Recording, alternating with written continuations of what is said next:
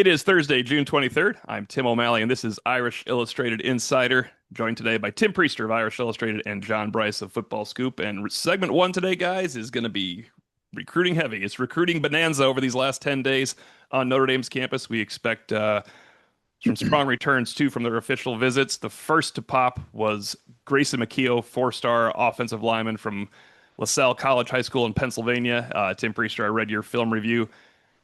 And I wanted to throw in real fast because you mentioned a few times they're not always offensive tackles when they get on campus. This kid will remain an offensive tackle when he gets on campus. It's my Mike McGlinchey quote of all time. We're all tackles when they recruit us, then they figure it out. I think they've It, already figured this one out. they definitely have. And not only are they not all offensive tackles, but they're not all left offensive tackles. But this one absolutely is. Grayson McKeo is 24/7. Look, we can't. I always point this out. I said in my review, you always mentioned, do you think they're accurately rated below or above? And I mean, I think Grayson McKeo, 24/7 has him listed as a number 31 offensive tackle. It is an amazing year for offensive tackles if that kid is the 31st, because I think he's at least a top 10 offensive tackle in the country, and he's one of the five best players in Notre Dame's among their verbal commitments in class of 2026. He Orlando has a Pace and Jonathan Ogden have had 15 kids apiece, apparently, for well, that to be this. he doesn't quite have that overwhelming No. size, but he's a great athlete. There's an Instagram of him out there doing a backflip, and that tells you everything you want to know about his athleticism. But just love everything about this kid, his get off, his approach, the use of his hands. He knows how to redirect pass rushers out away from his quarterback. I think there could be a little bit more knee bend, but he's listed at 6'7", so that's not surprising. And he works out of a 2-point stance for everything, run blocking and pass blocking. And obviously, you're going to want to teach him a 3-point stance, especially as a run blocker, because it helps you engage a little bit better. But I love everything about him. I think he has to be one of the top. And look, I don't see everybody, of course, but you gauge it upon what you see across the country every year. I can't imagine there are 5 true left offensive tackles or 7 true left offensive tackles that are better prospects than Grayson McKeel. And for me, it's significant that Notre Dame took him right out from under the nose of Penn State, Yeah. basically. And he committed to the Irish less than 3 months after he was formally offered by Notre Dame there in late March in the eval period. So I think that tells you that Notre Dame was thorough in its process of offering him and then did a great job, again, in less than 3 months' time to get his verbal commitment. We'll move on quickly to Joey O'Brien because I know that we need a lot of time to talk about Joey O'Brien's gifts and ability. He will announce. This is no podcast jinx. Congratulations, guys. We are not going to jinx anything. It is the 20th. He'll be announcing. Today's the 19th. So perfect. Joey O'Brien expected to announce his commitment on the 20th. Tim Priester, detailed film review on him. Safety wide receiver athlete. How do you see him best fit? I think now we all know, but how do you see him when he enters Notre Dame, if he Yeah, enters Notre Dame?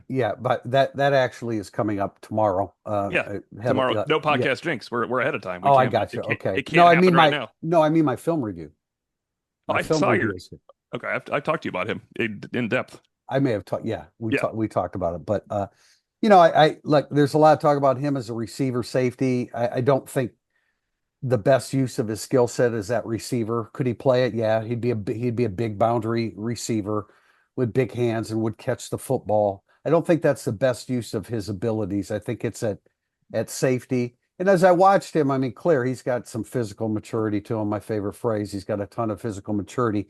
Is he Kyle Hamilton that I saw as a junior going into his senior year? I don't think he's that sudden.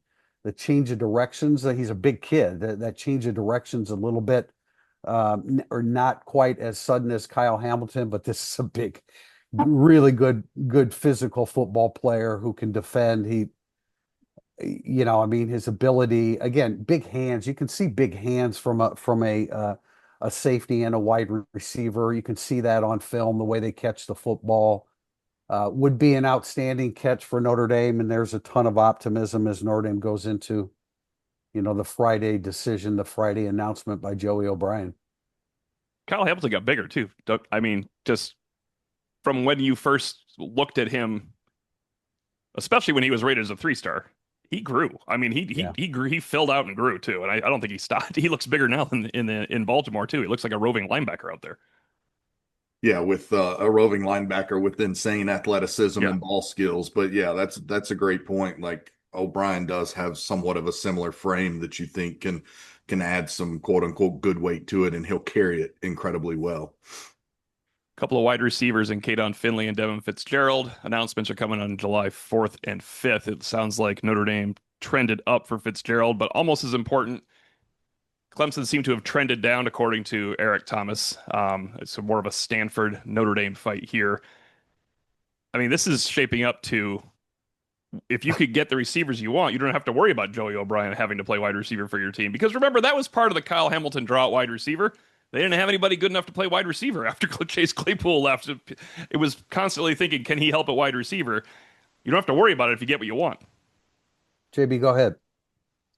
For me, I was just going to quickly note that Caden Finley, his father, Jermichael Finley, of course, the former NFLer, a friend of the program, Ga Wang. Some photos circulating this week of Jermichael Finley with a custom tailored jacket from Ga Wang in Chicago back in the day, and a young Caden Finley photoed there as well with an ESQ bag in hand. So interesting how the world, I call it the world shrinks, and it shrinks right there for potentially Notre Dame's favor. I love Caden Finley. I Yeah. love everything about his game. The one thing that I said about him in the film review was that he's not a blazer, but he's got every other quality you want in a receiver. Absolutely precise routes, sharp cutting routes, tremendous hands.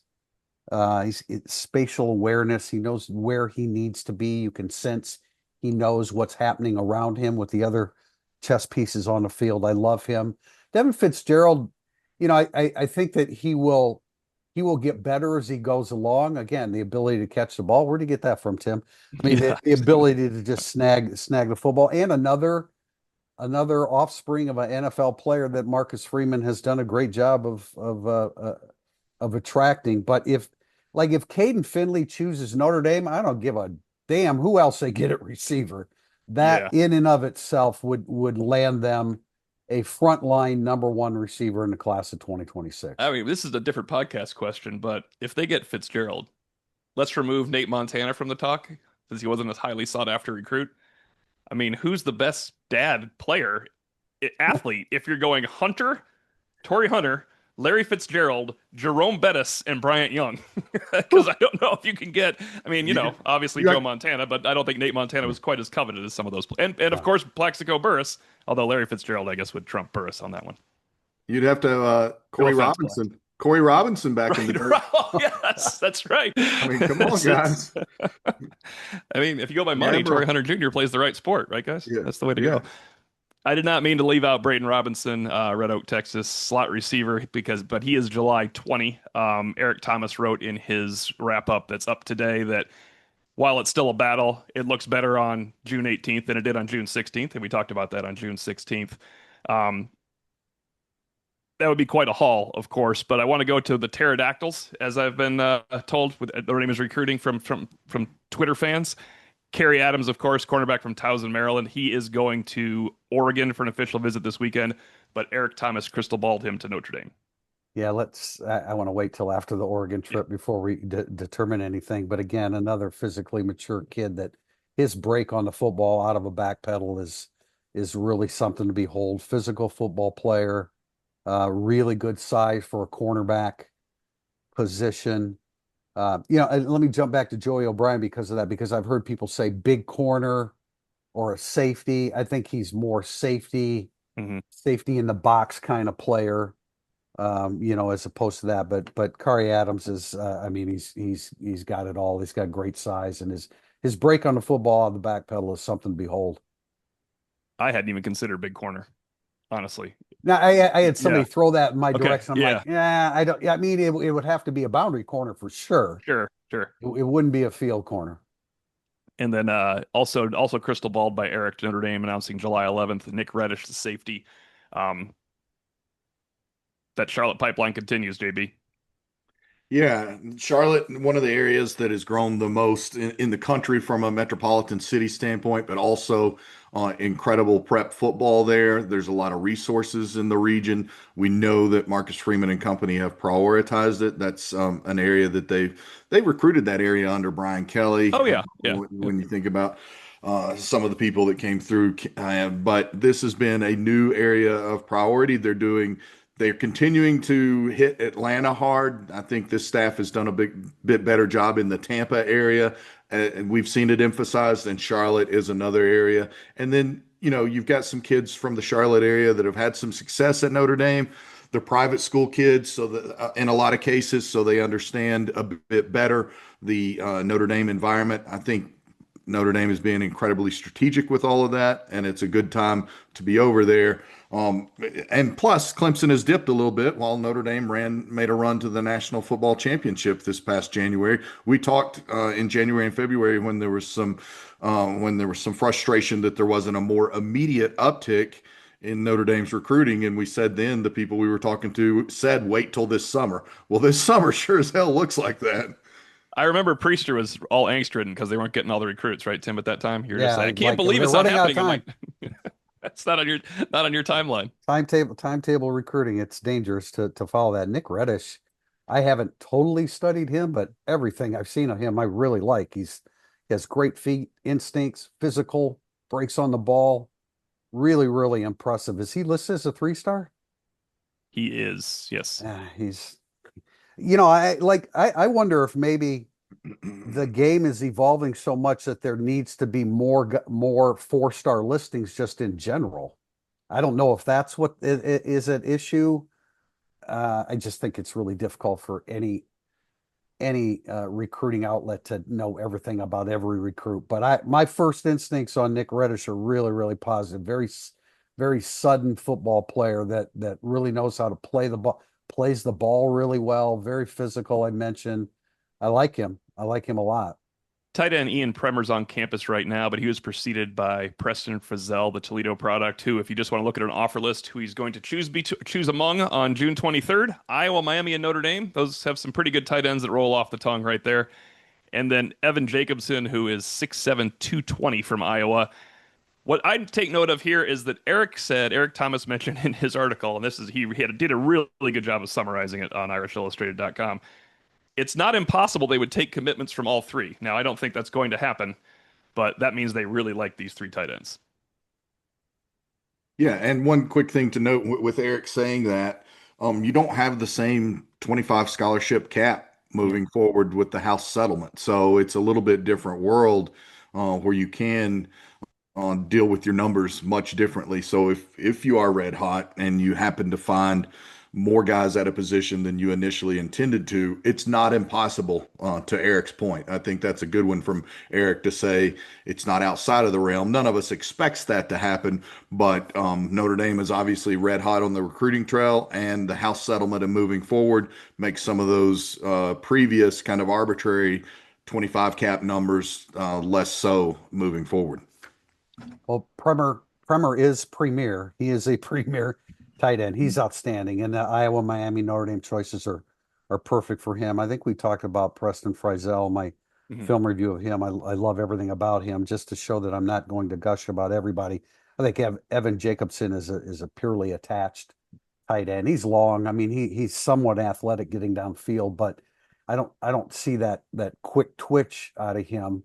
And look, you need both. You need guys that can get Oh, heck yeah, downfield you and do. catch the Yeah. ball, and you need inline blockers. And I think Jacobson's an inline blocker, but if you ask me to choose two out of the three, I think it's a pretty easy choice for me to choose Premer and Frizzell. I don't want to compare them at all because they're different body types, first of all. They And Brock really Wright, are. But I mean, Brock Wright ended up being a blocking tight end at Notre Dame.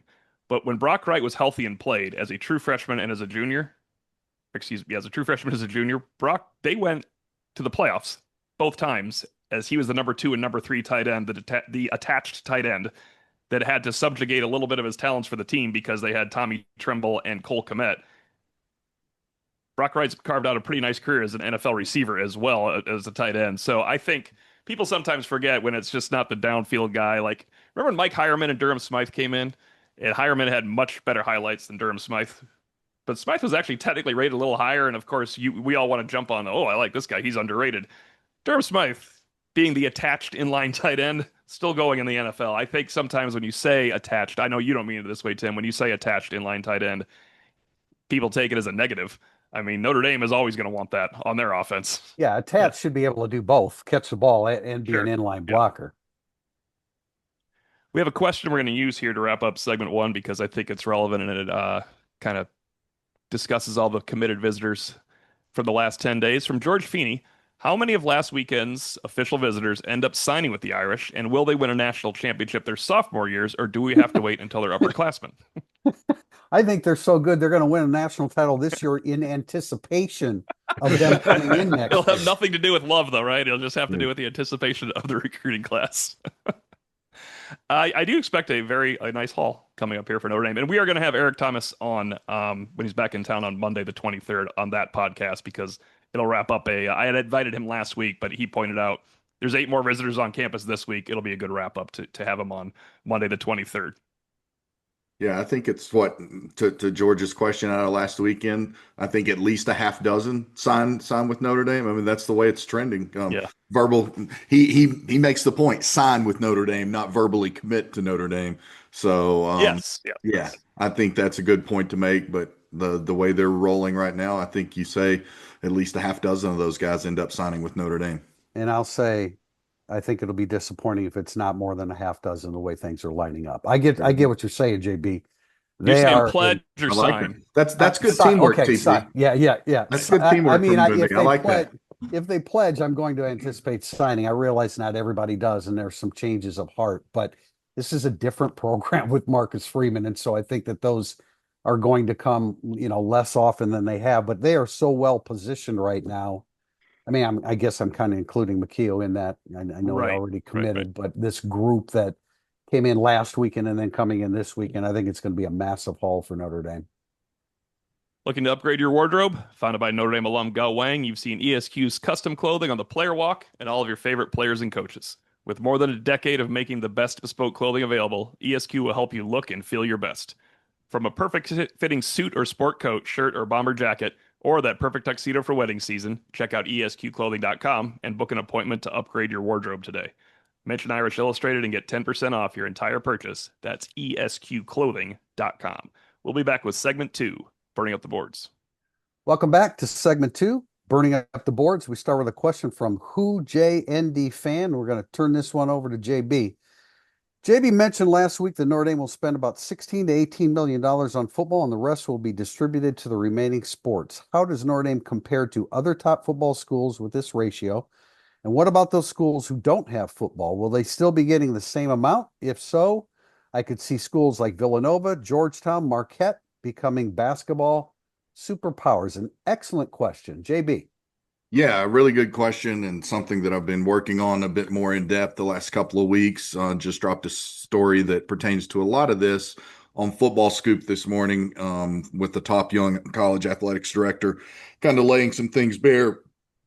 So I'll dive into that. I did notice recently on the board that there was discussion about how scholarships count against the revenue sharing distribution, and that is accurate. And I did some additional research on that. So I know this doesn't pertain exactly to this note, but I just want to share, like when you're expanding scholarships here moving forward under the House settlement, those additional scholarships do count towards your revenue share distribution under the House settlement terms. Now it is capped. So it's capped. I talked to a college executive this week, and he told me it's capped between 2.5 and $3 million. So Notre Dame, for example, is adding 19 scholarships in 25-26, as we've been reporting for several months, 10 of those earmarked for football. Important to also note, as they go up from 85 to 95 in football, you can give partial scholarships. So you could have up to 105 players receiving some sort of scholarship here moving forward. So there are equivalencies or partial scholarships allowed under the House settlement.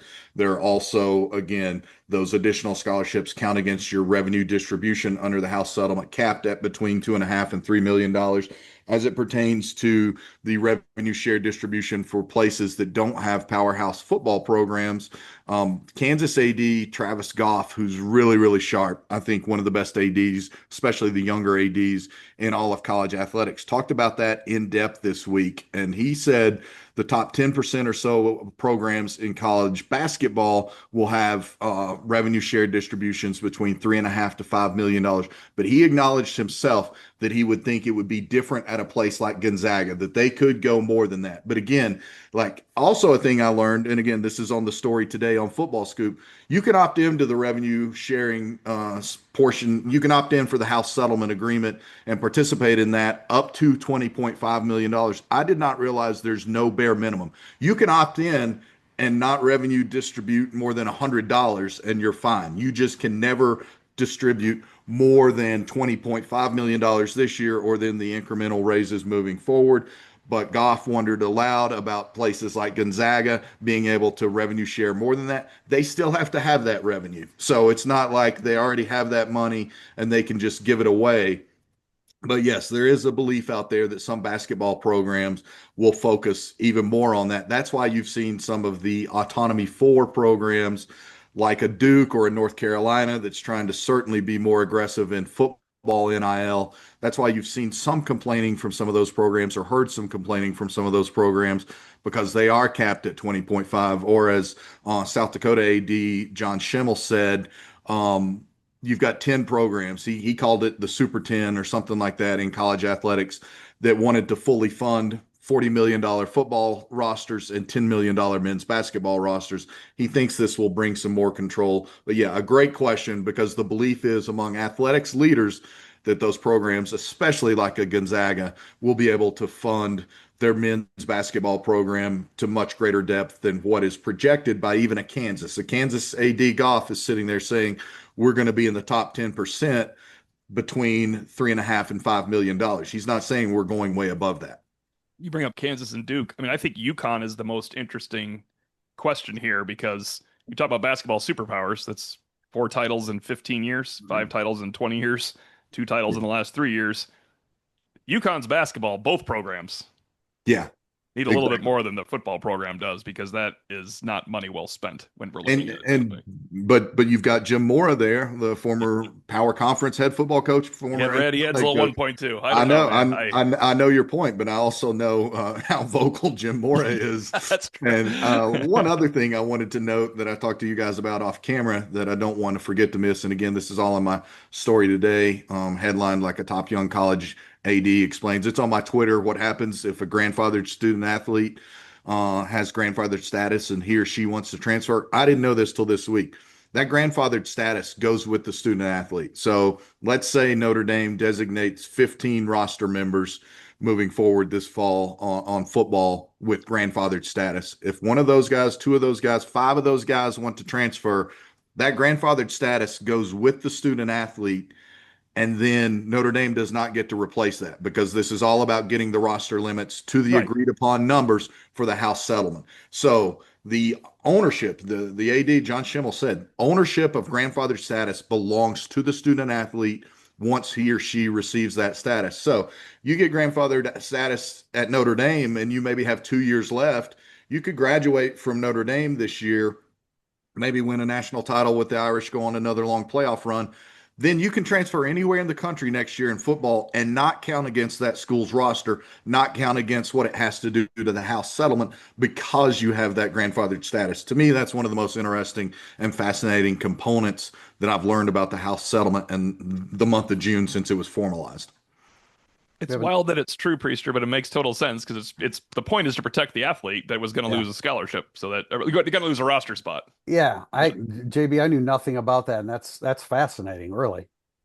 Yeah, it's really John Schimmel, the AD that I did the story with on Football Scoop. That I think again, like Goff, I think Schimmel is he's a former pro baseball player, TP. He played at San Diego State and then was drafted by the Mets and played in the Mets and Padres organizations, I believe. But he's really, really sharp. He does a great job of explaining it where even a dunce like myself could understand. So that story today, I know it's a holiday for a lot of people, but we're going into the weekend. I encourage reading it, not because I wrote it, somebody else could write it better, but I do think it's incredibly informative.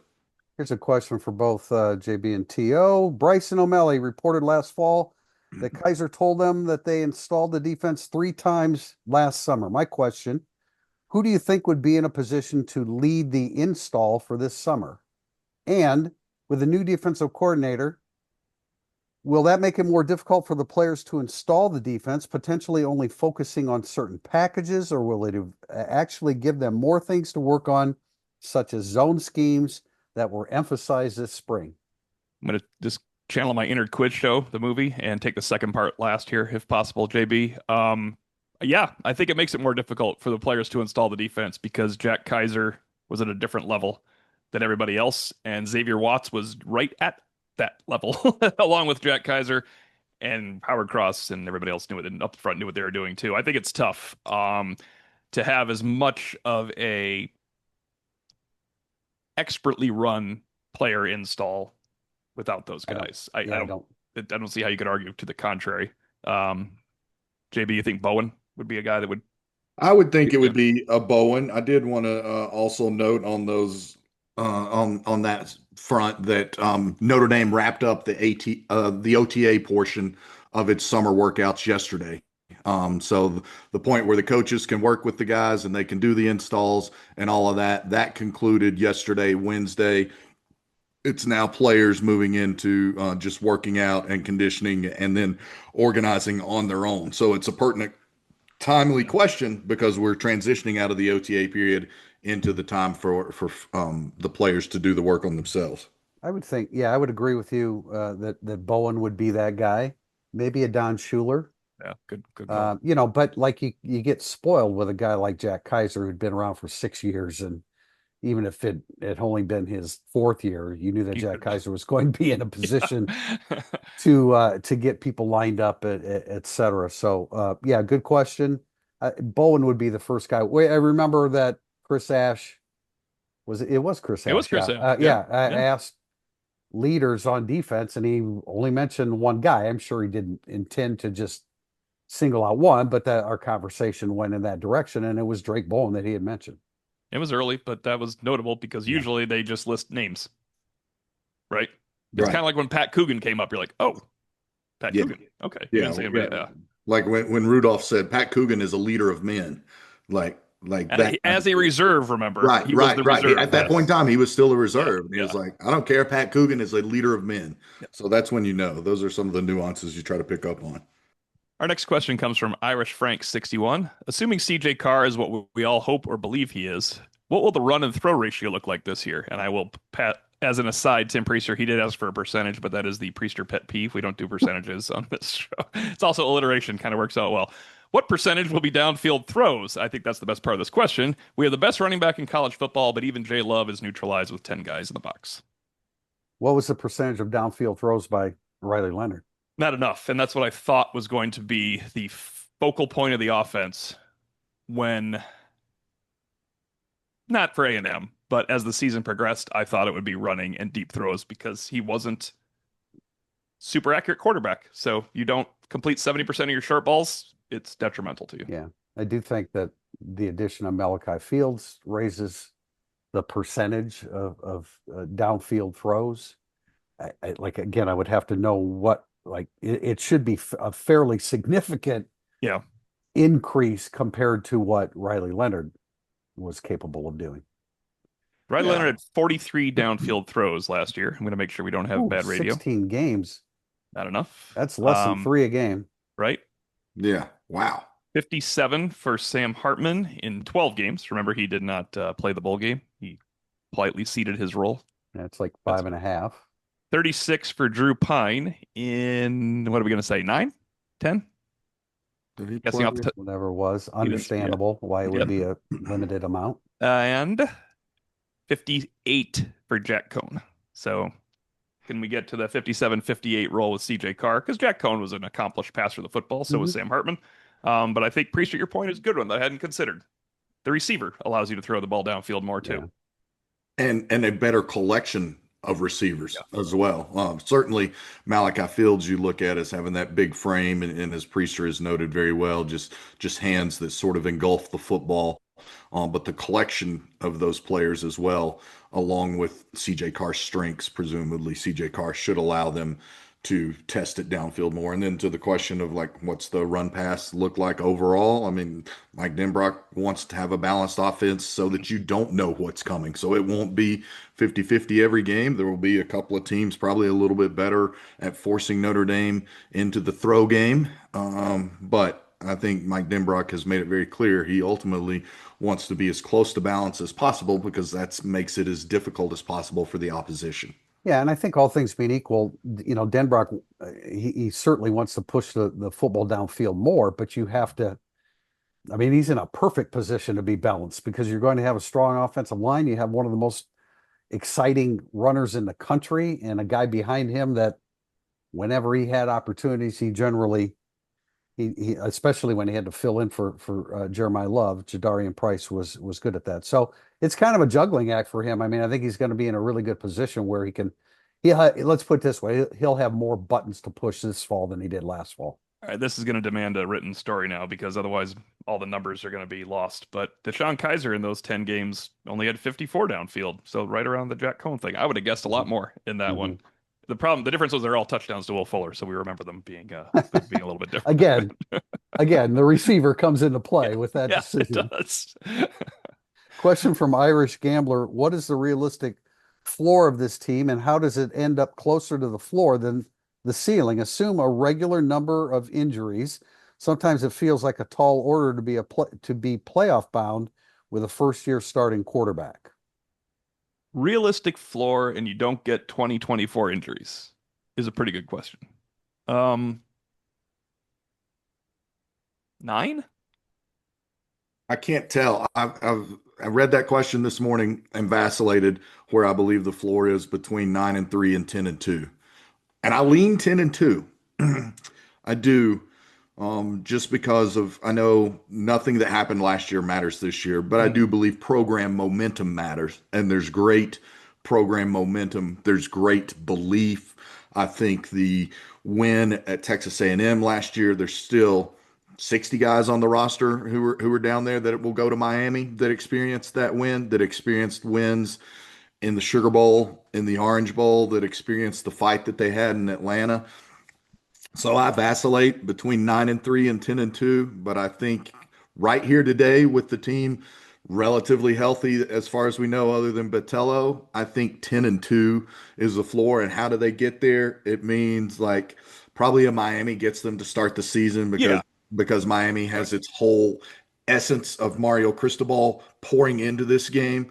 There's way more pressure on Miami in this game than there is Notre Dame, but also Miami has the home field and everything else, blah, blah, blah. So you would start, to me, you get to there by Notre Dame getting beaten in its opener and then losing another one of those games somewhere along the way. I think it ends up 9-3 if Notre Dame happens to lose at Miami and at Arkansas, just because you would have two losses early in the season, relatively early in the season, and you start facing that specter of that pressure that you had for 10 weeks or 10 games in a row last year after Northern Illinois without a Riley Leonard as your quarterback. I think the lowest of floors is 9. The lowest of floors is 9-3. Now, and you wouldn't predict. We're not saying you'd take 9-3 over 10-2 if you had to predict one of those two. But if you're looking for the floor, I feel like 10-2 is last year's floor. Easier schedule, 100 veterans. 10-2. Yeah, but I agree with JB though. I mean, I would say their floor is going to be 10-2. But I mean, if CJ Carr, I don't even want to say it out loud. If you have to go to your backup quarterback, I mean, there are so many things that can happen that could change Right. it. But I think 10-2 is the floor, and I'll say what I said last year. They could win them all. Great. That's all right. I was just wrote this down off the cuff. Do you just agree or disagree? Most likely, if you had to pick, you have $100 to put your money on. You got to divide it up. 11-1, 12-0, 10-2, 9-3. I would put the majority on 11-1. Yeah, I would too. So you wouldn't go to 9-3. I'd probably put $50 on 11-1, and then split on 10-2 and 12-0. Right now, today. Yeah, Today. no, of course. That Okay, bet might change. That bet might change right. September 1st. But today I'm taking $50 and I'm putting it on 11-1. And then I'm putting 25 apiece on 10-2 and 12-0. Tim Priester, I you're don't allowed to know. say it. You can I say it. don't know. Go ahead, say it. I You know know, what you want to say. I can see it. I would. You don't know what no, I don't know what you're thinking. I'm I thinking. think you're thinking higher than No, that. no. I mean, I like the chances of 11-1. I realize that losing one of the first two games is very, very realistic. I also know that going to Miami, and JB, your point is this is it exactly. I don't know if I talked about this or I thought about it, but you said exactly what was in my head. You have 60 some guys on this team that went through that run last year. Can they go to Miami and win? You damn right they can. I mean, Miami is, they brought in a bunch of transfers. You want to talk about building chemistry? They've got a lot of chemistry building to do. What they lost in their receiving core is just outrageous. Like 595 career catches and 8,600 yards or something stupid like that. That there's a chemistry issue involved with that. Whereas with Notre Dame, look, you got a new quarterback and you got Malachi Fields who hasn't been here, wasn't here in the spring. I get it, but this is 2025 for Notre Dame is a continuation of 2024. So their chemistry absolutely should be better than Miami's and Texas A&M's. Yeah, and like I thought about it before. I probably hadn't evinced it as clearly as I did moments ago, and I'll hit on this when we resume our Football Scoop podcast in August. But the pressure element on Miami, I think, is very real. I mean, this is a huge year for Mario Because they should have Cristobal. made the playoffs last year and they blew it. Right. It leads me to another point. In my Thursday thoughts today, I talked about trap games, and I know people are going to disagree because Notre Dame is invincible now in many people's minds, and how could they possibly lose to so and so? But I think, I mean, I think Boise State could be a trap game. Look, Boise State's got more talent than people think. You know that Ashton Genty's not there, and so you think they're not going to be any good. That's not true. They're going to win the Mountain West again, and they could be in a position to compete for the playoffs once again. Notre Dame has to go to Arkansas and play, and God only knows how hot and humid it's going to be that day. And that could be, that could be a trap game there. Arkansas lost a little bit for me with the announcement of the daytime kickoff, though. Yeah, no, I agree with that. I agree That with was that. my choice until that happened. In fact, And look, and I don't think NC State's even as good as they were 2 years ago when Notre Dame beat them by 3 touchdowns. But I also know that Dave Doran has won at least 8 or 9 games, 6 of the last 7 seasons, and Notre Dame is coming off Arkansas/Boise State and then playing USC the next week. So I mean, we're talking about trap games. When might you not be at your emotional best? Now, Marcus Freeman pulled off what seemed to be the impossible. They were almost always at their best after they lost to Northern Illinois. They were bludgeoning teams. But trap games are real. They happen every year, and we should never be surprised by them. I just throw in at Pittsburgh, you're coming off of Navy. Look, Notre Dame players say the Navy game's one of the most physical games all year. I know on the outside we think, how in the hell is that possible? But the players and the coaches say that. So they're coming off of Navy, and then they have the home finale against Syracuse. I wouldn't consider Syracuse to be a trap game because their schedule's a lot more difficult and they're going to get beat up during the season in ways they didn't last year. And they lost a ton in their quarterback play. Steve Angeli may do a fine job, but he's not going to put up the numbers that the Ohio State transfer that went to Syracuse did. So, I mean, those are just a couple of the games that, and again, trap games,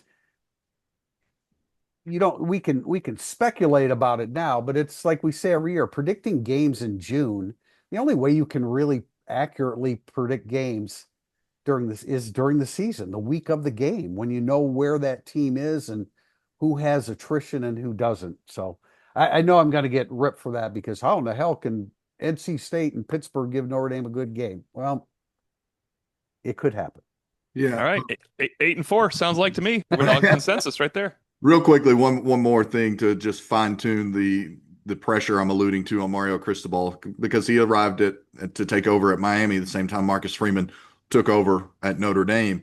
And so I just think that this puts it in glaring terms. Since the start of the Yeah. 2022 season, Marcus Freeman has 11 wins more than Mario Cristobal. I would contend those programs were relatively Notre Dame had been much more stable under Brian Kelly, but the talent component, the ease to get back sooner than later at Miami exists. Since 2022, Cristobal is 22-16, and since 2022, Marcus Freeman is 33-9. That's why the pressure is not just being talked about right now; it's very real at Miami. Great point, Next JB. question. I'm sorry. Go ahead, Tim. Our next question comes from friend of the show, colleague, and our mine and Tim Priester's former questioner for pregame shows on WNDU, Chuck Freebie Sports. Priester's definitely going to answer this one first. I already know his answer. Worst press box you've been in for a college football game? Oh, There let are, me go for. go Oh, ahead. No, Oh, go I don't ahead, know. This JB. is going to be interesting oh, between you two. buddy, the Cal Golden Bears, Never Cal been there. Berkeley. Holy moly, what a trash pad that was! It was 2007. Yeah, Tennessee made the return trip out there. I believe that was still Aaron. No, maybe it was Nate. What's his name at quarterback? Aaron Rodgers had been in Neyland Stadium the year before with Marshawn Lynch, Deshaun Jackson, and the Ooh, Vols no. knocked out Deshaun Jackson, I think, on the opening kickoff and won like 35-10 or something. But they were so ill-equipped to host an ABC primetime game that first of all, the press box was metal bleachers like outside, and then which is fine, like, but they didn't even have lighting for us for an ABC primetime game. They came out and individually passed out tiny little desk lamps Oh my God. when the sun went It's like down covering a Notre Dame basketball game. that we then yeah, except you had a roof over your head. And that we then, and it was more entertaining, that we then had to plug in, like find a root around under the metal bleachers and find the plug to plug in our lamps to cover a game at Cal Berkeley when they were supposed to be the new IT program. They were supposed to be challenging Oregon as one of those new West Coast powers at the time, and they couldn't even have electricity for the press box. Not only was that facility so bad for us, but forget us because we really don't matter. Their visiting locker room facility was so poor that Tennessee players were having to do their pregame stretches and taping in the concourses of the general stadium with fans walking all around them. I, whatever I say, it can't be worse because you're a lot younger than I am. So you attended this game not that long ago compared to Right. some of the ones that I've been. Tim, you're thinking that I'm thinking about Washington, and you look at the No, Shreveport. Shreveport. Yeah, yeah. Shreveport's, yeah, no, Yeah. Shreveport too. Yeah, but let me. I've said this before. Those that listen to our podcast, I think I've heard this before. That at Washington, and again, I've been doing this so long that most places have had, they've replaced their press box. In Yeah. Notre Dame's case, they've replaced it twice Mhm. since the original one when I started covering it. But yeah, Shreveport bowl game, Notre Dame rematch against LSU. It's snowing, snow on the field. There is no heat in the press box whatsoever, and it's below freezing. Awful. And like it wasn't even it was like compartments. You weren't all sitting together in a press box. It was like various compartments, no heat, Hard Rock had that actually. nothing. The Sun Bowl, I just saw the Sun Bowl. The Sun Bowl was that way too. The heat was coming in and out. So part of the game you'd get warm because it would really heat up, and then it would get freezing again. The original Boston College press box was Oh, awful. that's what I wrote down was Boston Yeah, College. and the one at Washington, I've said this before, and they've replaced it. But you look at the floor, various spots along the floor, you could see the fans below you. There were holes in the floor of the press box, and you could actually see the fans below you. I in 2009 I made my first non in the stands trip to Michigan. Notre Dame, of course, loses whether I'm in the stands or if I'm in the press box or not. We all Stop know that if going. you listen to the podcast. But in 2009 in Michigan, I was shocked at how crappy that press box was. And now it is gorgeous. Yeah. 2011, I went back and I was like, "Holy cow! They changed that correctly." Well, it's Uh, not that hard to get it right now. I no, it's mean, not. Purdue was one of the first ones to get it right. Remember all the space you had behind you yep, for the yep. cubbies and everything? USC's when they were under construction was, of course, we were different trailers. That was odd, and you were outside after an earthquake. But that's not their press box. What I find crazy to this day is all those that great run of modern run of USC is the meeting area after the game when you're in the smallest tent in the world. I mean, they play some of the biggest games you could find back then. They didn't find a spot to create a place for you to have interviews. Right. And sometimes you can't get past the ushers to Security, yeah, get to the yeah. press conference. Michigan State is like outside trailers too. Remember, you just interviewing people out Yeah. in the Yeah. random areas. That's kind of weird. What Two else more you of got, those. JB? Yeah, two more of those. Oregon has a really nice press box, but when I was there in 2013, you literally were just conducting interviews in a tent, barely a tent, post game with coaches and players. Missouri, a very solid press box. The worst post game setup I think I've ever seen was at Missouri because.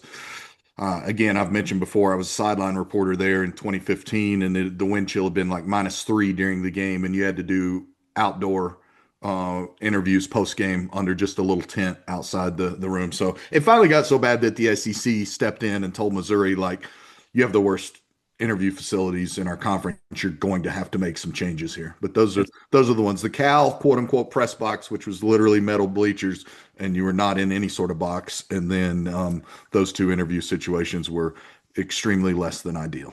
And Michigan is impossible to get to, right, Tim Priester? The press room. What you have to fight I don't remember. 110,000 people that don't want you to Oh go there. yeah. Yeah. Yeah. Yeah. Every setting is different. I mean, Yeah. it can be an adventure. I mean, it really getting through the Stanford, if they crowd. had more fans, would be hard to get to, but you It just kind of would walk down. So it it's fine. would be. Yeah. It would be. Question from Matthew Bowles. If you had access to every Notre Dame football practice, what percentage of them would you go to? I added this question because our friend Ryan Abraham at USC and the USC people have long had access to everything. And they said it gets difficult because they have to report on everything all the time, like practice reports all the time. Oh man. I would go to every practice I could get to for Notre Dame for sure. I mean, health and lifestyles allowing, I would never be sitting at home if there's a Notre Dame practice going on. But I tried when I started on this beat when they had the Charlie Weiss 20 minutes of stretching. I asked the sports information at the time. Couldn't believe he said yes. Very nice, Brian Harden. Can we just go to practice and not report on it? Because isn't that what you don't want us doing? Reporting what we're seeing when people are injured. This was during the season, so like you want to see one practice a week so you can be informed on things, but you're not allowed to report on what you see. We did it. Do you remember? We had access and it went away within 1 week because somebody reported the injury they saw. So we can't have nice things. I tried. Do you remember who reported the injury? I don't. No. I don't right now either. Yeah. I know what happened when we It was instead of Darren getting Walls. It was Darren Walls was on a okay. bike. I Was on a remember bike. what happened when we would instead of getting a preseason pass that would cover all the home games, you had to pick up each one individually. I remember what happened there. When Faust and Holtz were coaching, not at the end of Holtz's tenure, but all those practices were open. And I promised today, if every practice was open, I would make sure that I would assign somebody to be there for every practice. Yeah, we would go. Hopefully not have to write a practice report on it. Whew. Trying to think. No, as Brian Kelly was pretty open at the beginning, remember? We were interviewing on the field after practices and everything like that. We watched a lot. We watched a lot in the BK era until he went 4-5. Yeah. Just start the Yeah. Well, we would, back in the day, we would practice after watching practice. You just walk up to the players would walk to the locker room, and if you wanted to talk to somebody, you just walk up to them, say hi, and start asking questions. I want to throw Or a this in coach. because we rip on the quarterbacking of Dane Christ too much. Dane Christ stayed with me in the rain on my first year, my second year on the beat, stayed with me in the rain to give me a exclusive interview he had set up after practice. While it was raining, I was like, hey, man, go ahead and go inside. I don't mean to keep you out here. Nicest kid in the world, junior in college. No, we're fine. Let's just sit here and go ahead and have this interview. I was like, they don't make a lot like Dane. Dane, one of the nicer, his Notre Dame career didn't go where it wanted to go, but they don't make a lot like Dane. He was quite the nice kid. I met him at it was a Rivals event at Soldier Field, and it quickly became clear that Dane Chris was an awesome human being. Next question, and this is talks about, I think John Bryce brought this up. Wash ND. If Bryce Young has indeed grown to 6'8" and over 270 pounds, as if this is speculation by JB, could he blow through the typical second-year player expectations and have a Jeremiah Love type sophomore breakout where he becomes one of the best in college football? Who would be a good comp for him? And he hits all eras here with Stephon Tuitt, Too Tall Jones, and Calais Campbell. Yeah, I mean, look, that's what I was directly told by somebody who had just hosted a dinner with Bryce Young. So, yeah, I think it's absolutely fair. I mean, if you were asking me to pick who this year's Jeremiah Love for Notre Dame football would be, I would have a hard time casting anything other than a co-ballot between Bryce Young and KVA. Yeah. But I feel very strongly that both of those guys, I would be stunned if one of them doesn't have a Jeremiah Love type breakthrough season, and I absolutely believe both can have a Jeremiah Love type breakthrough season. Yeah, I mean, for it to happen 2 years in a row, I mean, I don't know that it's going to be a Jeremiah Love type season, but I expect him to have a great year. He is trending. He is trending as fast as a guy can possibly trend. Too, it wasn't that tall. Um, Ed Too Tall Jones was. You want Bryce Young and KVA. I And think KVA is a good call too, JB. yeah, Yeah, oh yeah. yeah, he's But fantastic. but as coaches say, Bryce Young is a get off the bus first guy. Like like you want him, like you want Bryce Young getting off the bus first in Coral Gables to go into Hard Rock Stadium. Like that's the guy you want leading your team off the bus. I tell you what, before the do it to it pasta came into play between his sophomore and junior year, this is Stephon Tuitt's breakout sophomore year, 12-0, remember. 13 tackles for loss, 12 of them sacks, 4 forced fumbles, 2 block kicks, fumble recovery, pass breakup, 48 tackles in 12 games. Ted Hendricks That Award finalist. That is a breakout sophomore year. it is, and I think that's realistic Yeah, for Bryce Young. that's a heck of an effort. Final question, CMU Pens fan. I love this question because I support it. I like things that I support. Given NIL and the fact that ND went an entire playoff run with absolutely no problem, what are the chances Notre Dame goes back to player names on the jerseys again full time? Remember, this is not a tradition. It's a tradition that started again when Lou Holtz took the names off the jerseys in 1986. Yeah, I mean, I don't have a feeling one way or another. Most people want names on jerseys. Put the damn names on the jerseys. I don't. I think back in the day, like when I was growing up, Notre Dame doesn't have names on their jerseys because it's all about team first and player second, and I get all that. Put the names on the jerseys. I don't really care. This question's kind of like, when's Notre Dame going to join a conference? Like I I'm not think sure. I'm the not sure NIL that portion of this, I think the NIL portion of this makes this a very relevant question because Yeah, you I have think to have that's a good real point. NIL now. Sure. Yeah. Why Yeah. not? Why? I mean, why not? Really?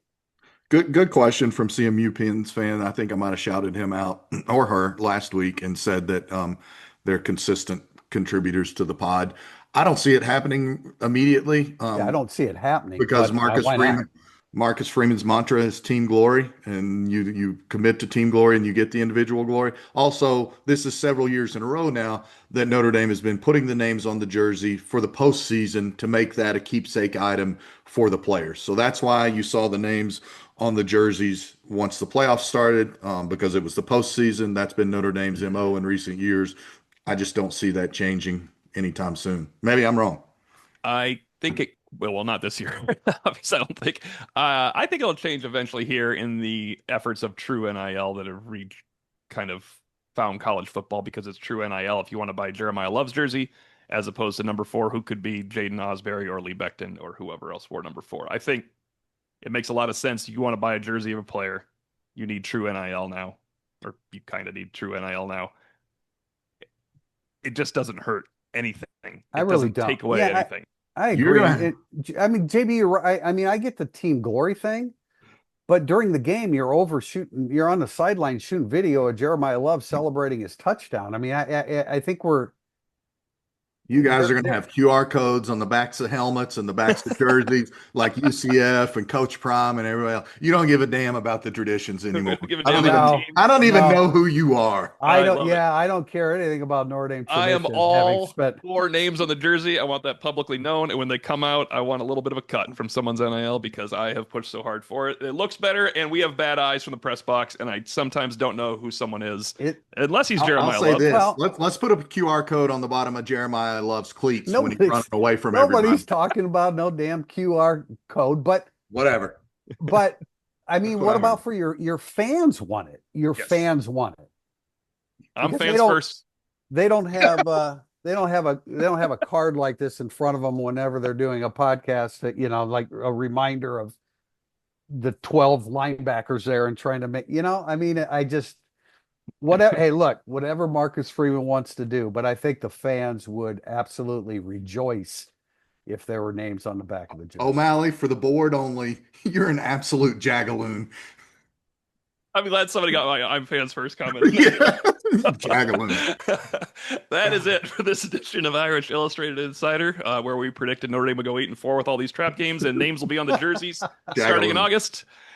No, that's not true. But on Monday, the 23rd, we hope to have Eric Thomas join us to wrap up 10-day recruiting bonanza. Until then, for Tim Priester of Irish Illustrated, John Bryce of Football Scoop and Irish Illustrated, I'm Tim O'Malley. Thanks for watching and listening, Irish Illustrated Insider.